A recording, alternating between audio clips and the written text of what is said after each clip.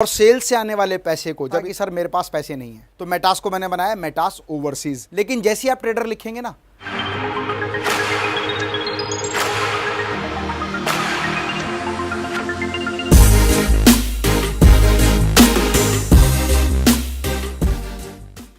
नमस्कार दोस्तों, सबसे पहले मैं हमारे यूनिक सब्सक्राइबर्स और व्यूवर्स का हृदय के गहराइयों से बहुत बहुत धन्यवाद करता हूं कि आप लोगों के प्यार की वजह से हमने 1 मिलियन सब्सक्राइबर्स का आंकड़ा पार कर लिया है।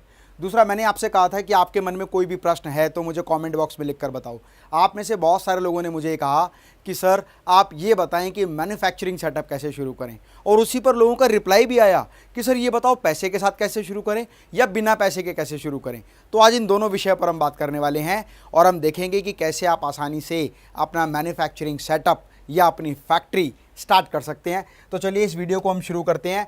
आज हम बात करने वाले हैं हाउ टू स्टार्ट फैक्ट्री या मैन्युफैक्चरिंग सेटअप विद मनी और विदाउट मनी, पैसे या पैसे के बिना आप कैसे मैन्युफैक्चरिंग सेटअप शुरू कर सकते हैं। एक बात ध्यान रखना, अभी मैं विदाउट मनी विद मनी के बारे में बताने वाला हूं। कहीं ऐसा ना हो कि आप सोचो बिना पैसे के कैसे करना है, वीडियो को स्किप कर जाऊं। तो बहुत सारे पॉइंट इसमें कॉमन होने वाले हैं, इसीलिए एक एक पॉइंट को ध्यान से समझना, नोट्स बनाना, और फिर भी कोई प्रॉब्लम हो ना तो आप कमेंट बॉक्स में लिखना। अगले Q&A में हम आपके सवाल को ज़रूर लेंगे। तो बात करते हैं मैन्युफैक्चरिंग सेटअप। सबसे पहले विद मनी अगर आप बनाना चाहते हैं, पैसे के साथ आप बनाना चाहते हैं, आपके पास भरपूर पूंजी है बिजनेस को शुरू करने के लिए, तो क्या स्टेप्स हमें अपनाने होंगे। तो सबसे पहले क्या करें, अपनी कंपनी या फर्म बनाएं, और वो फर्म या कंपनी आपकी किसी भी प्रारूप में हो सकती है, जैसे सोल प्रोप्राइटरशिप हो गई, पार्टनरशिप हो गई, LLP हो गई, या प्राइवेट लिमिटेड कंपनी हो गई, या लिमिटेड कंपनी हो गई, या आप जिस भी प्रारूप में अपनी कंपनी बनाना चाहते हैं उसको कंपनी को बनाकर तैयार करें। कंपनी का एक बढ़िया सा नाम होना चाहिए। जैसे मान लीजिए मेरी कंपनी है मेटास, तो मेटास को मैंने बनाया मेटास ओवरसीज, या हम बना सकते रहे मेटास इंडस्ट्रीज़, या हम बना सकते रहे मेटास मैन्युफैक्चरर या मेटास ट्रेडर। लेकिन जैसे ही आप ट्रेडर लिखेंगे ना तो फ़र्क क्या हो जाएगा कि भाई तो ट्रेडिंग करता होगा, चाहे बाद में आप मैन्युफैक्चरिंग भी शुरू कर दें। इसीलिए ध्यान रखें, एक अच्छा सा नाम सेलेक्ट करें और उसके बाद get required licence, registration, certification और परमिशन। आपको ये देखना है कि उस बिज़नेस से रिलेटेड अगर आप मैन्युफैक्चरिंग सेटअप या फैक्ट्री लगाते हैं तो किस तरह के लाइसेंस चाहिए, रजिस्ट्रेशन चाहिए, सर्टिफिकेट चाहिए या परमिशन चाहिए। बहुत सारे बिजनेस में बहुत सारे डिफरेंट लाइसेंस होते हैं। जैसे आप मेडिसिन मैन्युफैक्चरिंग करते हैं तो आपको ड्रग लाइसेंस चाहिए, है ना। इसके अलावा आपको ऐसा प्रोडक्ट बनाते हैं जहाँ पर पॉल्यूशन होने की संभावना है तो आपको पॉल्यूशन से भी कंट्रोल लाइसेंस चाहिए। आप फूड से रिलेटेड प्रोडक्ट बनाते हैं तो FSSAI का आपको सर्टिफिकेट चाहिए। साथ में GST नंबर आप लें, पैन नंबर अपनी फर्म का लें, ये सारी चीज़ें तैयार करें। उसके बाद सिलेक्ट अ इंडस्ट्री, एक इंडस्ट्री का सिलेक्शन करें कि भाई मैं किस इंडस्ट्री में जाना चाहता हूँ, किस तरह के प्रोडक्ट बनाना चाहता हूँ। वो प्रोडक्ट B2B होंगे या B2C होंगे, मतलब वो प्रोडक्ट किसी दूसरी सब इंडस्ट्री में यूज़ होंगे या वो प्रोडक्ट डायरेक्ट एंड यूज़र के लिए होंगे, ये आप डिसाइड करें। Make a budget. अब आपको मैन्युफैक्चरिंग सेटअप लगाना है ना, तो ऐसा नहीं है कि आपने कम पूंजी से शुरू किया, आपने सारा पैसा इन्वेस्ट कर दिया, बाद में पता लगा यार मेरा तो बजट ही कम पड़ गया, अब मैं फैक्ट्री को चलाऊं कैसे। बहुत सारी फैक्ट्रीज़ शुरुआत में ही कुछ ही सालों में बंद होने की कगार पर आ जाती हैं, क्योंकि उनके पास फैक्ट्री सेटअप तो होता है पर उसको चलाने के लिए फंड नहीं होते, मतलब लिक्विडिटी नहीं होती। तो ये भी ध्यान रखना है, बजट अपना बनाएं।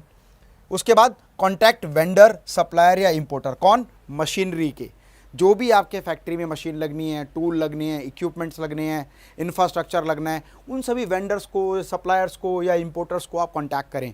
क्योंकि बहुत सी मशीन इंपोर्ट होती हैं, बहुत सी मशीन हम कमीशन एजेंट से लेते हैं, बहुत सी मशीनरीज हम वेंडर सप्लायर से लेते हैं। तो ये आपके ऊपर डिपेंड करता है, आप उन सबको कांटेक्ट करें। कांटेक्ट कैसे करेंगे? आपको सारे लोग मिल जाएंगे, India Mart, Trade India, Exporter India, Alibaba, यहाँ पर सारे मैन्युफैक्चरर, सारे ट्रेडर, सारे होलसेलर, सप्लायर सब मिलेंगे आपको। तो उनको कांटेक्ट करें।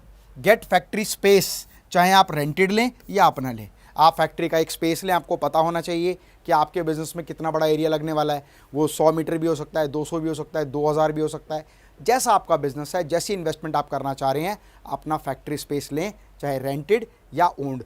ध्यान रखें, अगर आपका सेटअप इस तरह का है ना कि मशीन इंस्टॉल करनी पड़ती है, तो कोशिश करें कि आपकी लीज़ लंबी हो। 3 साल, 6 साल, 9 साल, 15 साल, जितने लंबे समय की लीज़ लेंगे ना तो आप एक ही जगह पर अच्छे से फैक्ट्री को चला पाएंगे। उसके बाद डेवलप इंफ्रास्ट्रक्चर, आपने जो स्पेस लिया है वहाँ पर इंफ्रास्ट्रक्चर डेवलप करें। जैसे अगर हो सकता है आपको कहीं पर कंक्रीट की दीवारें बनानी पड़े, हो सकता है कहीं पर आपको एक परमानेंट स्ट्रक्चर बनाना पड़े, कहीं पर आपको टेम्परेरी स्ट्रक्चर बनाना पड़े या टिन शेड बनाना पड़े, तो जो भी इंफ्रास्ट्रक्चर बनाने की ज़रूरत है वो इंफ्रास्ट्रक्चर वहाँ तैयार करें। बाय एंड इंस्टॉल सेटअप, आपने वेंडर्स को सिलेक्ट कर लिया था, आपने उनको ऑर्डर प्लेस किया और अपना फैक्ट्री सेटअप वहाँ पर लगाया। इसके तुरंत साथ में आपको ज़रूरत होगी अपॉइंटमेंट ऑफ स्टाफ। अब स्टाफ का मतलब ये नहीं कि फैक्ट्री है तो खाली लेबर चाहिए, आपको हर तरह का स्टाफ वहाँ पर चाहिए। आपको पियोन भी चाहिए वहाँ पर, आपको स्टोर कीपर भी चाहिए, आपको सिक्योरिटी गार्ड भी चाहिए, आपको एडमिनिस्ट्रेटिव स्टाफ भी चाहिए, आपको प्रोडक्शन स्टाफ भी चाहिए, मैनेजमेंट स्टाफ भी चाहिए। सभी तरह के स्टाफ को अपॉइंट करें। उन सभी को अपॉइंट करने के बाद रॉ मटेरियल ऑर्डर करें, रॉ मटेरियल अपनी फैक्ट्री में मंगवाएं, मंगवाने के बाद प्रोडक्शन शुरू करें और प्रोडक्शन करने के बाद जितने भी लोगों को आप सप्लाई देने का आपने प्लान अप किया है, मीटिंग की हैं, अपॉइंटमेंट फिक्स किए हैं, ऑर्डर फ्रीज किए हैं, उन सभी को लगातार सेल करते रहें। दोस्तों एक नियम मैं आपको और यहाँ पर बताता हूँ, आप 70:30 का रेशो ज़रूर अपनाएं। अपने बिजनेस में जितना ज़्यादा आप पैसा री इन्वेस्ट करेंगे उतनी ज़्यादा ग्रोथ होगी। 30% में आप अपने फैमिली के खर्चे या जो आपके ऑपरेटिंग कॉस्ट है या जो भी चीज़ें आप करते हैं आपको पैसा चाहिए वो निकालें। पर फिर भी मेरा आपको सजेशन ये है कि ऐसा ना हो कि 30% ज़्यादा सेल हो रही तो ज़्यादा निकाल रहे हैं, कम सेल हो रही तो कम निकाल रहे हैं। आप एक लिमिटेड अमाउंट लें, वो हो सकता है कि आपकी एक सैलरी के बराबर हो, तो जितना सैलरी आप एक्सपेक्ट करते हैं आपकी होनी चाहिए उतनी सैलरी के रूप में विड्रॉ करें और अपना पैसा अपनी बिजनेस में री इन्वेस्ट करते रहें। बहुत जल्दी आपका बिजनेस, आपका फैक्ट्री सेटअप, आपका मैन्युफैक्चरिंग सेटअप तेज़ी से डेवलप हो जाएगा।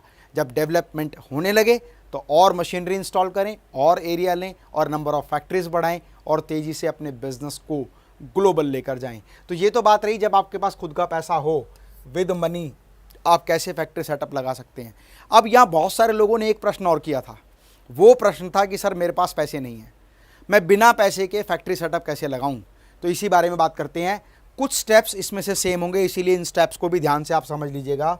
सबसे पहला स्टेप वही same, make a firm of a company. आप फर्म या कंपनी का रजिस्ट्रेशन करें, जो भी लाइसेंसिंग है वो सारे करें। इंडस्ट्री को सिलेक्ट करें। अब आपने इंडस्ट्री तो सिलेक्ट कर ली कि फॉर एग्जांपल मैं प्लास्टिक इंडस्ट्री में जाता हूँ, मैं स्टील इंडस्ट्री में जाता हूँ, या मैं रेडीमेड गारमेंट इंडस्ट्री में जाना चाहता हूँ, या जिस भी इंडस्ट्री में आप जाना चाहते हैं आपने इंडस्ट्री सिलेक्ट कर ली। अब आपके पास पैसा नहीं है वहाँ पर सेटअप लगाने के लिए, तो आप क्या करेंगे, buy from manufacturers. Same India Mart, Trade India, Exporter India, Alibaba, इन सब से बहुत सारे मैन्युफैक्चरर्स से कॉन्टैक्ट करें, उनसे जाके मिलें, उनसे प्रोडक्ट के सैम्पलिंग कराएं। सैम्पलिंग कराने के बाद रेट्स लें और रेट्स लेने के बाद प्रोडक्ट इन्फॉर्मेशन इकट्ठा करें और अपने बायर्स को, जो एक्सपेक्टेड बायर हैं, उन बायर्स को वो सैम्पलिंग भेजें या उनको रेट लिस्ट भेजें या उनसे रेगुलर मीटिंग करें और मीटिंग करने के बाद ऑर्डर अचीव करें। और जैसे ही आपको ऑर्डर मिले वो ऑर्डर अपने मैन्युफैक्चरर को, जो आपका कॉन्ट्रैक्चुअल मैन्युफैक्चरर है, जो आपका मटेरियल ऑन ऑर्डर बनाने के लिए तैयार है, उनसे माल बनवाएं और अपना मटेरियल आगे सेल करना शुरू कर दें।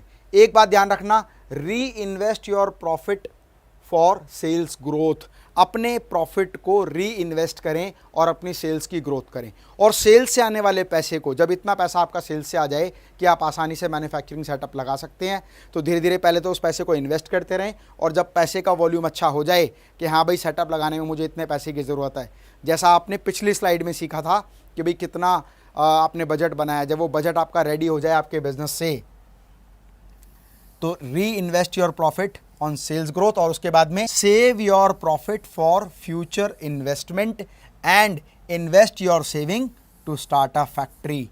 अच्छी सी फैक्ट्री बना के तैयार करें और तैयार करने के बाद निरंतर मैन्युफैक्चरिंग करते रहें, सेल्स का वॉल्यूम बढ़ाते रहें, आए हुए प्रॉफिट को री इन्वेस्ट करें और बिजनेस बढ़ाएं और इन्वेस्ट करें और बिजनेस बढ़ाएं और अपने बिजनेस को ग्लोबल लेकर जाएं।